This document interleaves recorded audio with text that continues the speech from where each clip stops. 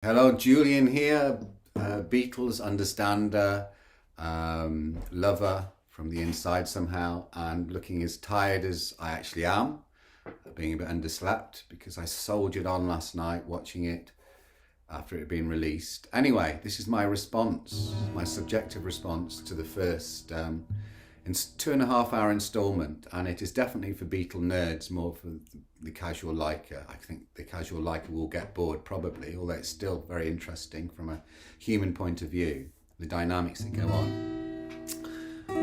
And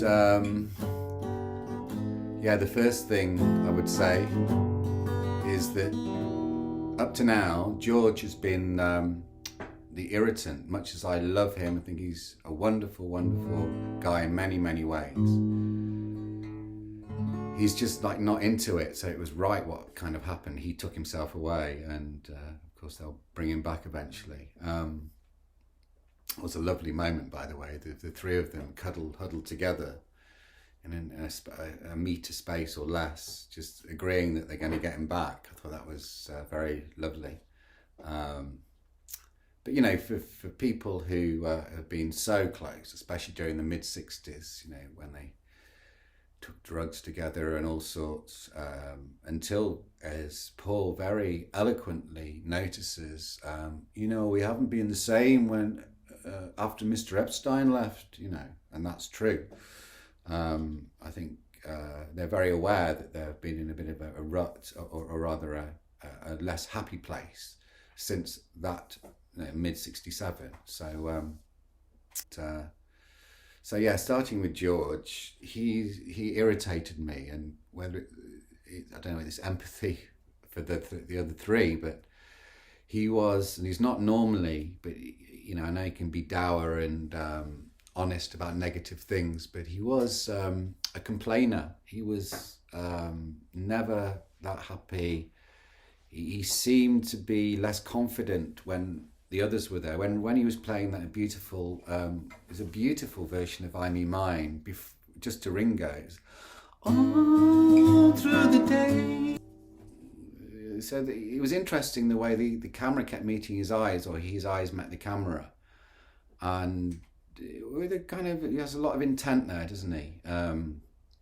But he wasn't that comfortable, and he's just not free and happy, and it's free, I think, is the thing, like he was apparently earlier on in the Beatles. And he said, you know, he'd just been hanging out with his mates, I think maybe in LA, and who thought a lot of him, and he was feeling very, very free, obviously very free. And then he came back and he's curtailed, and you can see it. So although I don't dislike him, I'm disliking, like they probably were, getting irritated the way he was manifesting all the time. And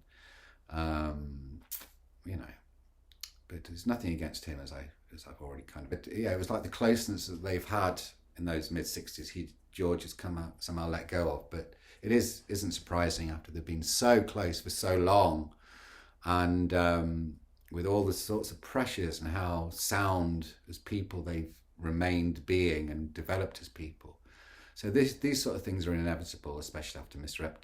Epstein left, departed, as McCartney eloquently said. So on to Paul. I thought he looked really well. He's brushing his hair back with his big beard, very rich. Obviously he's, you know, newly in love with Linda.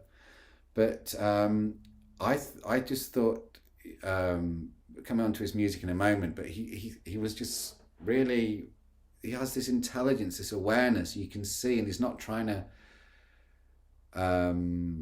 belittle George. You can see it's difficult for him, but it was okay what he said, and he's really, there's something about him that is just amazing. You know, he's never been my favourite Beatle, but you know, I love them all dearly and appreciate them, and you know, his talents I'm getting more and more appreciative of. And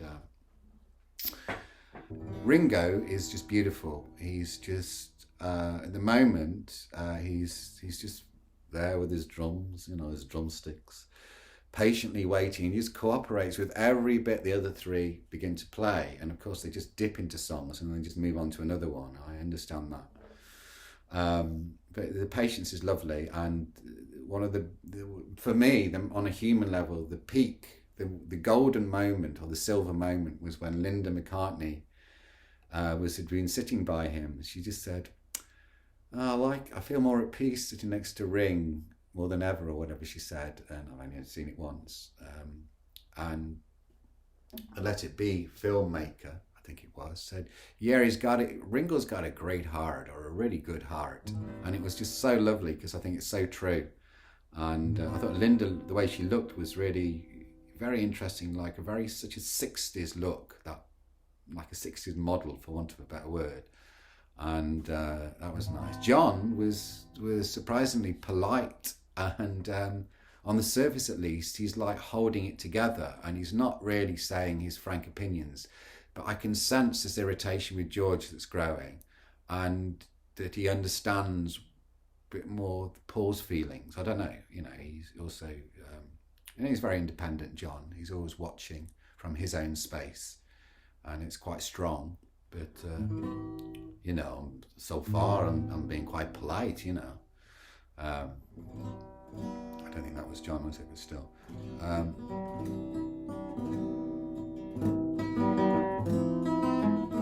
I thought Paul was his genius mode of improvisation. He was just doing Get Back and fiddling with sort of words that some of them landed in the actual song. Yeah.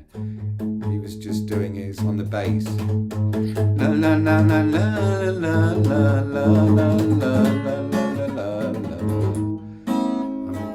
It's so interesting the way that the songs are evolving, and bits that actually stay in the thing. And of course we realise, the Beatle nuts, that across the universe they just used the 1968 version that they played at the beginning there, and just slowed it down a bit. But it is a beautiful version. And it's just George's presence.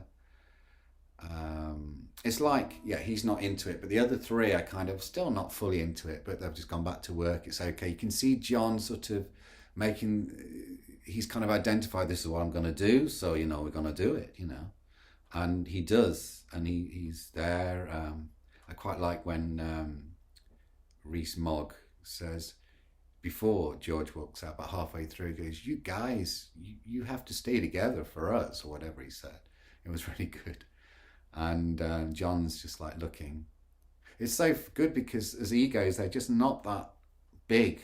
And, with all the Beatlemania plus, and all the huge fame and wealth and notoriety around the world, they're still very four ordinary guys. And this is, I think it's their character, as George Martin and Brian Epstein found. They, George Martin didn't like their music. It was their charm and their very own selves and their cheeky sense of humour that he liked, that he thought, I quite like this. And it's interesting that his presence, his well-spoken presence, is one of the older brothers. It's a bit like half a generation older than them. His little presence, his little part in it. But he didn't like the Let It Be period. And anyway, I think that's all I've got to say for now. And so I wonder what musical and character revelations are going to happen in the second or third. But tell me where I came from, can you take me back? Thank you, Peter Jackson. Okay, I think that's it. Thank you, and I'm over and out.